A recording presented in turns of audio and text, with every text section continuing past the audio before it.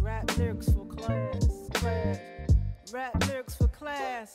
We got rap lyrics for class. Rap lyrics for class. We got the rap lyrics for class. Hey, welcome back to Rap Lyrics for Class. This is your host, Kameelah Waheed, coming straight at you with some good stuff today. So as usual, we have come across some dope artists, and we're going to take a dope song, and we're going to pick through it, analyze it, and talk about the real message, how you can interpret it, how you can teach it in your class perhaps. How can we break it down so we can connect that gap that we sometimes see between the old school hip hop generation and our younger hip hoppers today. So I'm excited, but first I'm gonna let you know who it is. So Los Angeles hip hop duo Substance Abuse is no stranger to the spotlight. Former Herb Next 100 picks Substance Abuse 2006 album Overproof featured MF Doom, Kool Keith, Motion Man, and many others.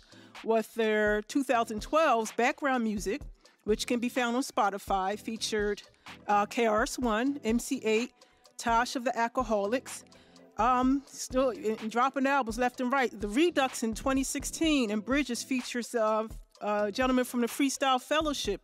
We have most recently Substance Abuse dropping The Rabbit Hole, featuring longtime collaborator Eric, a song about having fortitude and perseverance when there are devilish functions trying to pull you down. And we're all very familiar with that. Welcome to Rap Lyrics for Class, Substance Abuse.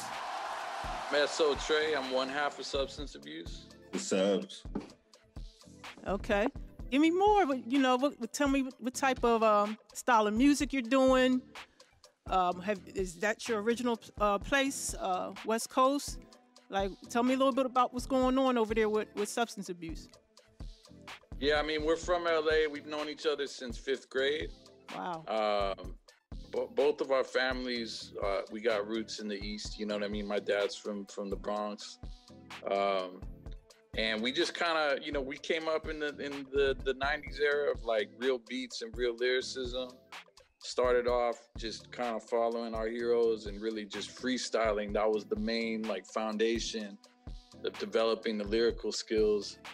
And then eventually both went off to college, and we ran into this beat maker, this real talented dude named No, who started coming with some dope beats that kind of fit, what we were trying to do. So we started to make songs after that.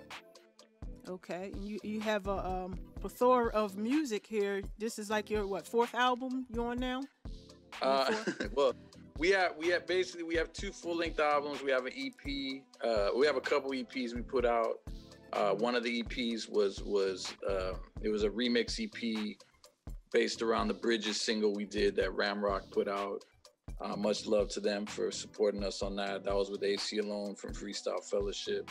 Okay. So, I think that our music, if people have followed us, if you follow us from the late 90s, when we first dropped the underground tape called Brand New Crime, the consistent thread for our music has just been basically, just being honest about who we are, doing the music that we like. We'd like to think that our music's timeless. I mean, whether it's hip hop, rock, jazz, or whatever, there's certain types of music that will stand the test of time and endure. Doesn't matter if it's 5 years from now, 20 years from now, 40 years from now. Something that's dope will withstand the test of time. Mm-hmm. And from the beginning, our modus operandi has always been to make music that endures. And that's how you get classics and legends. Definitely true. I believe in that. So the Ramrock connection. Like, how did you guys link up with Miss Joe Wallace? Shout out to Joe and Ashley, wonderful people. What's the Ramrock story? So that was a funny story. So basically, we did the video for Bridges with AC Alone. It was directed by our homeboy. He has a company called Reckless Abandon.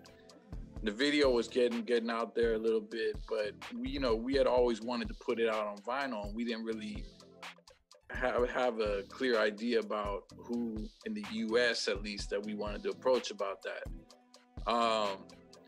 I had this very vague idea of like, I want to have somebody in Europe put it out. And that was just my thought. There was no like real trajectory except, yeah, it would be cool if somebody overseas put it out, because it seems like at this point, the kind of hip hop that we do is really being embraced more outside of the US.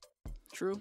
So there was this dude, his name is Neil Gardner in the UK, and we had sent him some records before. He gave us the stellar review on the Rear View 45. That was a song we did with KRS-One. And I was like, look, I sent him this link. I said, do you know somebody out there that will put this record out? So he posts it and he tags Ramrock Records in the link and says, hey, put this record out. Simple as that. Okay. He respond and they're like, yeah, we'll do it. You know what I mean? Okay. So that was basically how it happened. It was like immediate. I want to take a listen to Rear View. You know, I've been listening to it. I think it's a jewel. So I want the people to also hear. And then we're going to come back and we're going to talk about the interpretation that I've got from it, what your intended interpretation or message was, and some of the jewels that I'm hearing throughout the song. So here we have Rear View, Substance Abuse.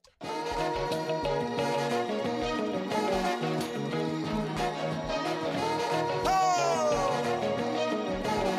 Big up Substance Abuse. Damn. That's a double metaphor with that one. I watch this. Yo, it's true, there's nothing new under the sun. Before Johnny Cash, men was singing about guns, was all about flash, or just wanna have fun, was trying to get some ass, or was taking you to class. But y'all got ADD. If I'm gonna listen, y'all better make me think why you say these things. And you don't have to rap about saving trees. It's understood that we're all about making cheese, but your number one goal should be how to blaze these beats. We running the track like our brains and cleats, with that defying feats that fly in the streets, and I know where to land. This is hip hop, but if you say jump, I don't say when. Respect the past, live in the now, and leave something for the hereafter. Perfect this craft like the blast master, and if you ain't caring, staring right past it. And it's not just because I'm arrogant bastard. And we pick up Red Rap, we pick up KRS, and yo, Subz, where you at? In the future, I can see that we never going back. Like a train, I'm on this track for whatever, never back. Hey, yo, pick up EsoTre, and pick up Red Rap, we pick up KRS, and yo, Subz, where you at? In the future, I can see that we never going back. Like a train, I'm on this track for whatever, never back. MCing is my craft, sir. I perceive things faster. I come from my future, not my past, sir. I'm smooth like lacquer. We were taught that the past comes first and the future comes after.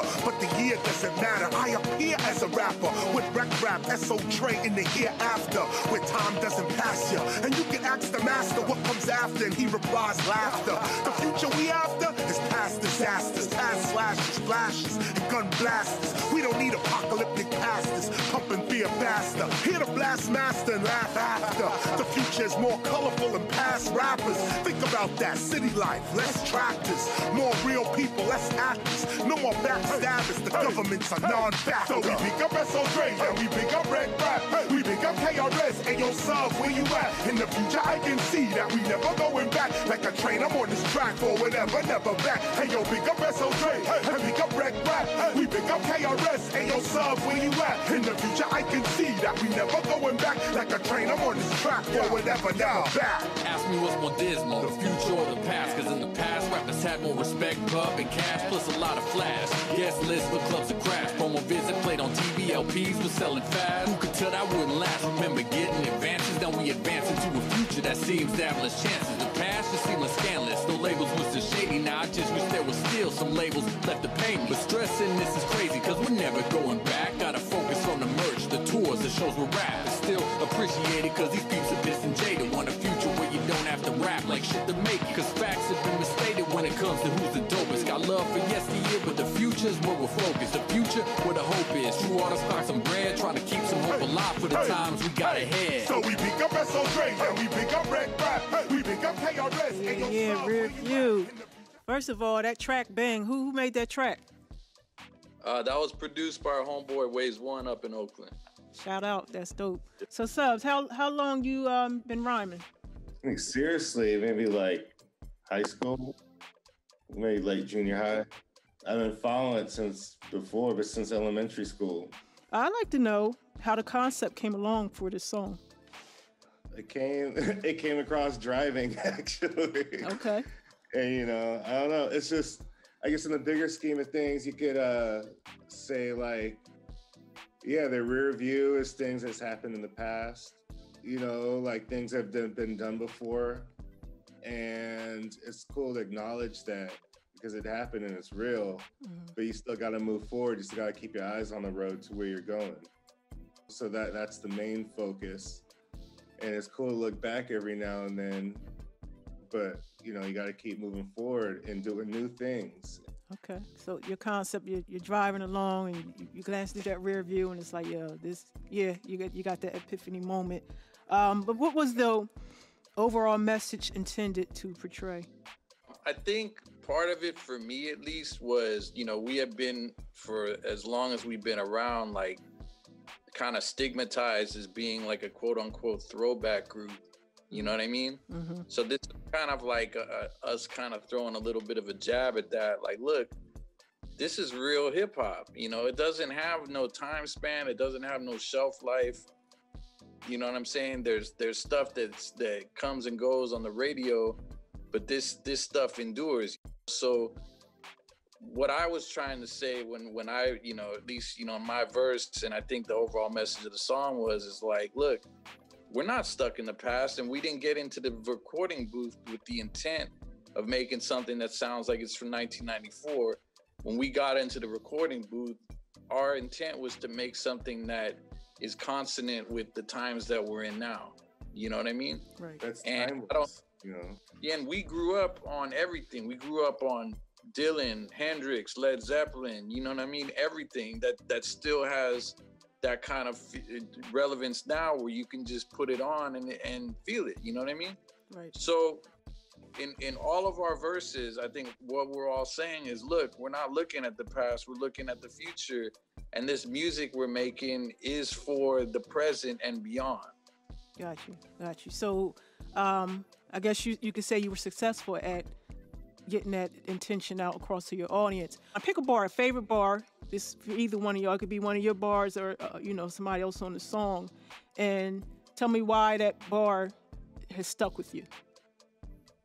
I have an easy answer for that. My favorite line for the song is when Subz goes, before Johnny Cash men were singing about guns. I love that line. And I've actually, for the last few days, I've had it in my head for some reason, but I'll let Subz explain the line. Well, just like I'm saying, it's just, it's nothing new. It's like NWA and Cool G Rap, you know, we grew up on them and respected them, but just keep going. Yeah, I think it's self-explanatory, you know? It's just like... Yeah. Everything's been said before, maybe just in a different way.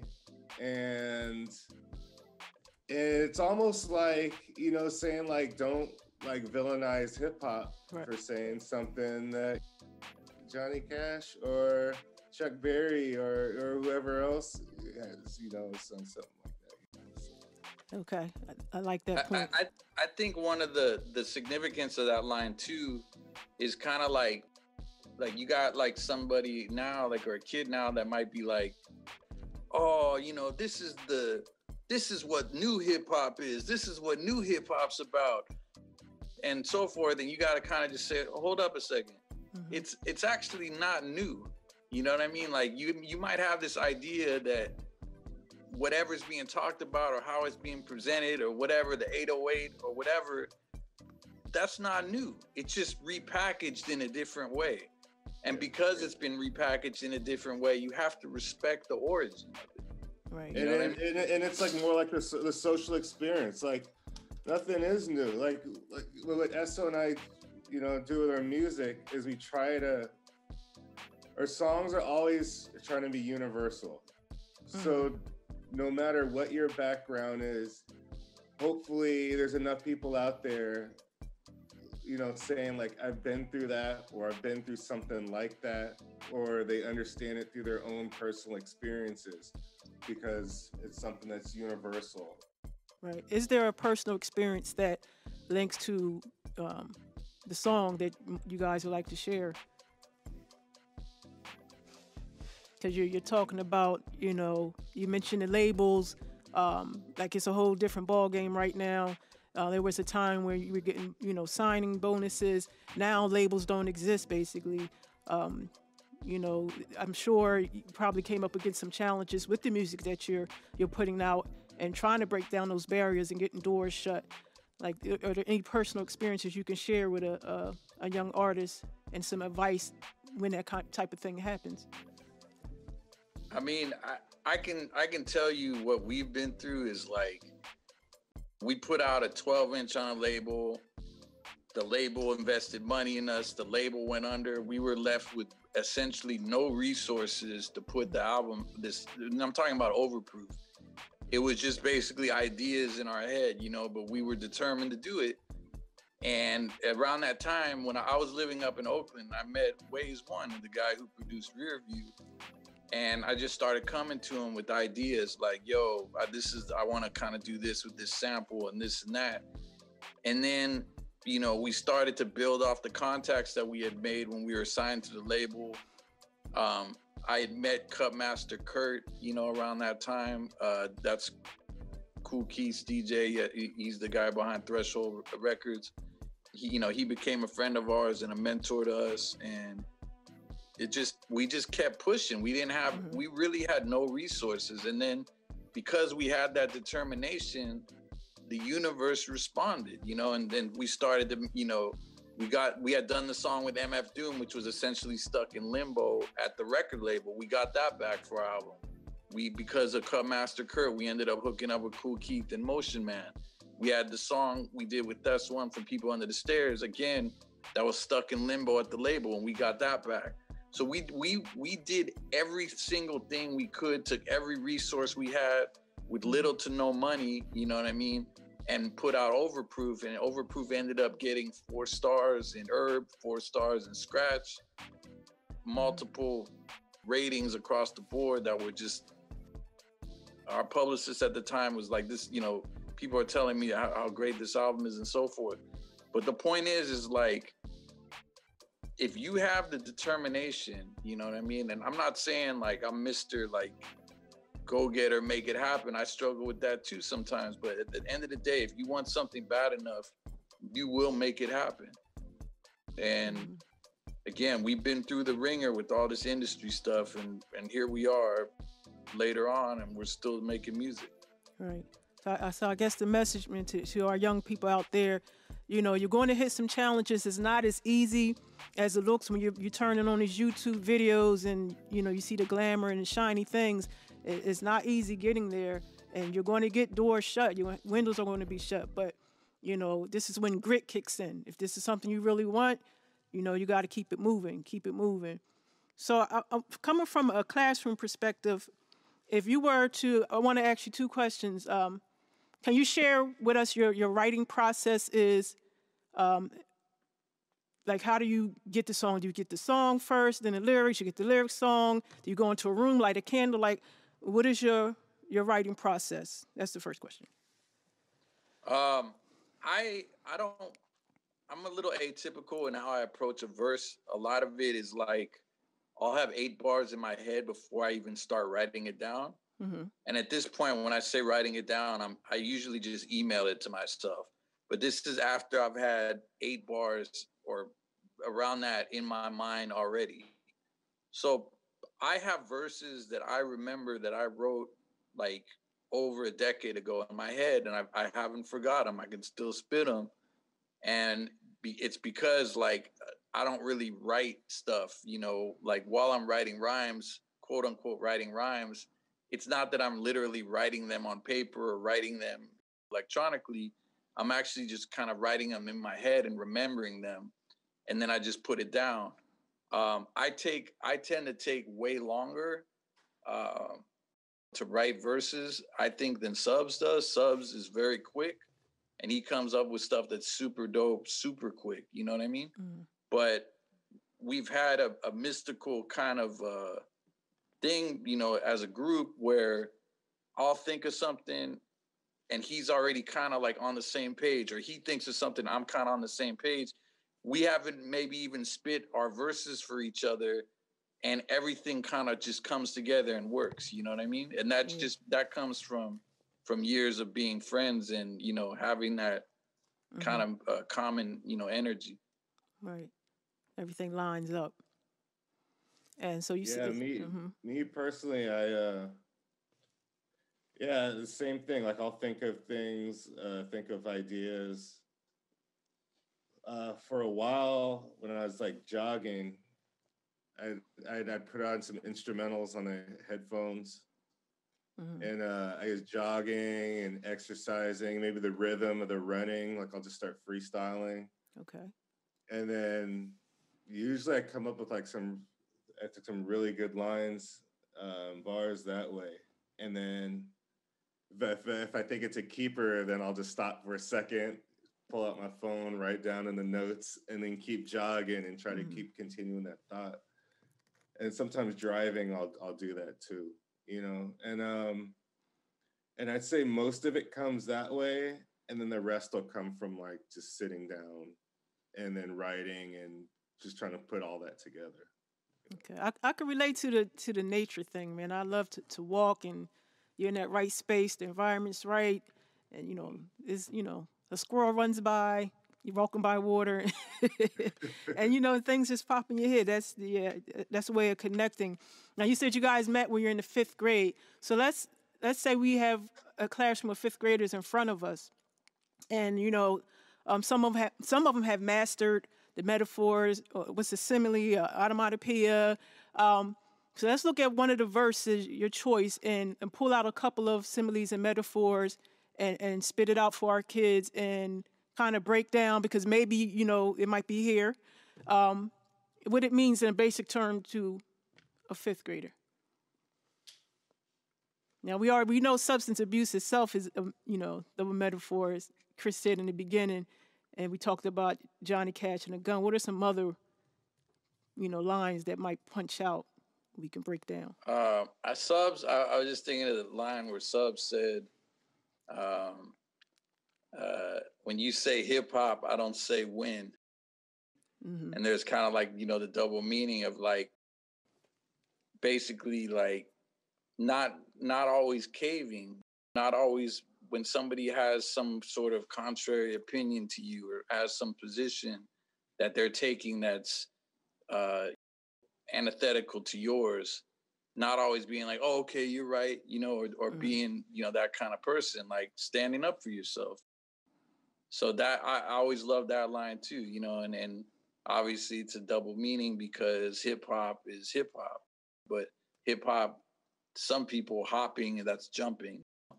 So I always thought that was a dope line too, you know. Okay. Thanks, man. And then KRS-One, I mean, his verse was really great on there. Yeah. Fire. You know, he I like what he was saying. Is kind of like it sounded very idealistic, but it was still kind of like pointing to things that I think as humanity we all want. You know, we want a future without backstabbers and liars and people that pull us down. And I think that as a young person, I mean, this is something that I struggle with as an adult too, is just kind of like, you know, this idea that bad people are who get ahead in life.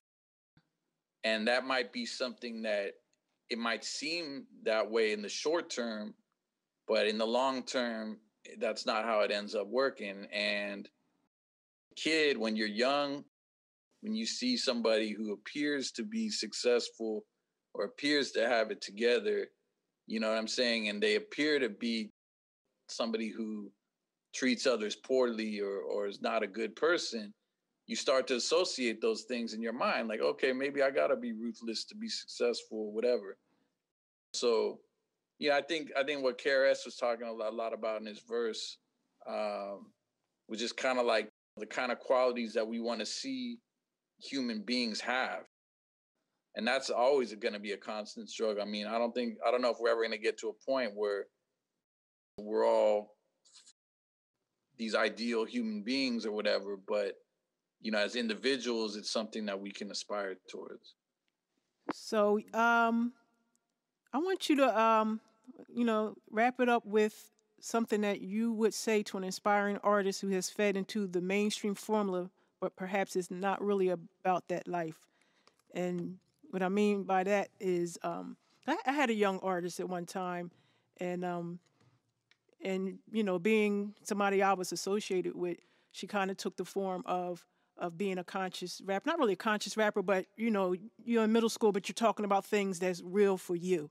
And as she got a little older, she had the opportunity to get with some people that could take her to the next level, but they didn't want her to speak from that platform. But being that I know who this person is, that's you're talking that, but that's not you're not really about that life. Do you have any kind of advice or inspiring words for a kid that might get caught up in having to make that choice of, do I go where the money is, and then that path, or do I take the other path that's a little longer, and the pot of gold may not look the same as it does in a shorter path?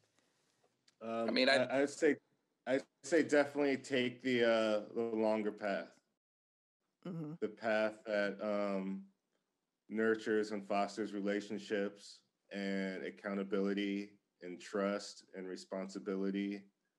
Because going the fast road, it seems easier, but it leads to more burned bridges. It won't last. A lot of reasons people get ahead and they don't show this is based on relationships and people being able to put trust in you and giving you opportunities because of that. So if you stay a good stand-up person, opportunities will come your way. And even if you do have a setback, I feel like karmically, you'll get rewarded for having the grit and the fortitude to stay righteous. Amen to that. Yeah, I mean, I agree 100% with what Subz is saying. I think that if your career is based on affectation, and everything is about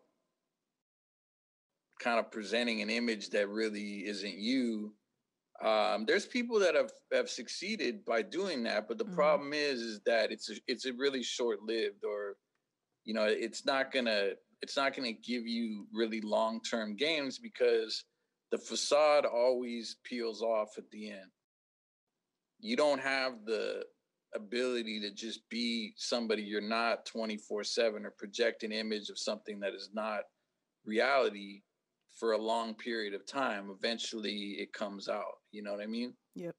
And I think one of the reasons Subz and I have had the longevity that we've had in the game is from day one, we just presented what was real, about our lives. We're B-boys from West Los Angeles.